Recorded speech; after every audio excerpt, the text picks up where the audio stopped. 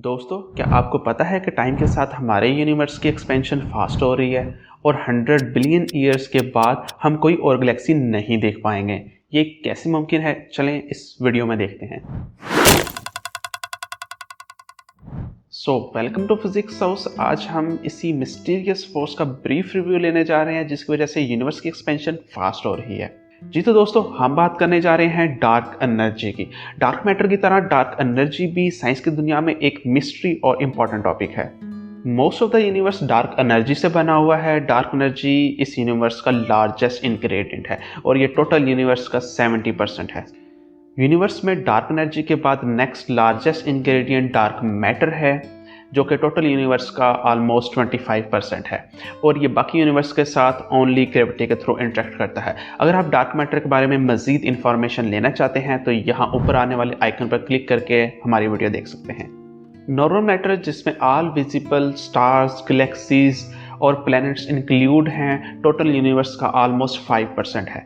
इस बात से आप अंदाज़ा लगा सकते हैं कि यूनिवर्स का most of the part dark energy है, इसलिए यूनिवर्स की अंडरस्टैंडिंग के लिए डार्क एनर्जी बहुत इंपॉर्टेंट टॉपिक है।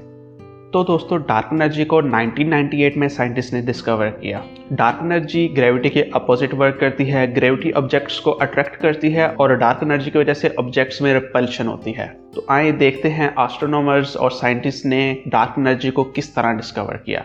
एस्ट्रोनॉमर्स ने ऑब्जर्व किया कि universe through out the history different rate से एक्सपेंड हुआ है। यूनिवर्स की first half of the life में और बिग बैंग और इन्फर्नेशनल इरा के बाद यूनिवर्स की एक्सपेंशन काफ़ी स्लो हो गई थी, लेकिन ऑलमोस्ट 70 बिलियन ईयर पहले यूनिवर्स के एक्सपेंशन में काफ़ी एक्सेलरेशन आया, जो कि बहुत ही सरप्राइजिंग बात थी।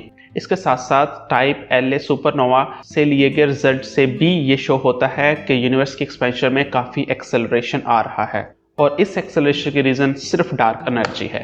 दोस्तों, डार्क एनर्जी को gravity, electromagnetism, weak and strong nuclear force के बाद फिफ्थ फंडामेंटल फोर्स भी समझा जा सकता है, क्योंकि दोस्तों डार्क एनर्जी एक हाइपोथेटिकल फॉर्म ऑफ एनर्जी है जो कि स्पेस में मौजूद है और ये स्पेस में नेगेटिव प्रेशर प्रोड्यूस करती है, जिसकी वजह से रिपल्सिव ग्रेविटेशनल फोर्स पैदा होती है।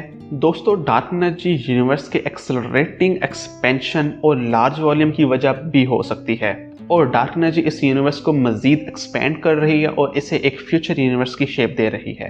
अब हम साइंटिस्ट के दिए गए डार्क एनर्जी से रिलेटेड दो पॉसिबल मॉड्यूल्स को डिस्कस करते हैं। अकॉर्डिंग टू फर्स्ट मॉड्यूल, क्योंकि डार्क एनर्जी स्पेस से एसोसिएटेड है तो dark energy throughout space time constant हो सकती है। And second possibility is that कि dark energy throughout space time constant नहीं हो सकती। तो चलें दोस्तों, फर्स्ट मॉड्यूल को पहले डिस्कस करते हैं। अगर dark energy throughout space time constant होती है, इट्स मीन कि जिस एक्सेलरेशन के साथ अभी हमारा यूनिवर्स एक्सपैंड हो रहा है, इसी एक्सेलरेशन से एक्सपैंड होता रहेगा और 100 बिलियन ईयर्स के बाद हमें कोई और गैलेक्सी नजर नहीं आएगी, यानी कि इस यूनिवर्स में हम तन्हा रह जाएंगे। अब डिस्कस करते हैं दोस्तों सेकंड मॉड्यूल को। सेकंड मॉड्यूल के अकॉर्डिंग अगर dark energy throughout space time constant नहीं होती तो अब नेक्स्ट फर्दर टू पॉसिबिलिटीज हैं।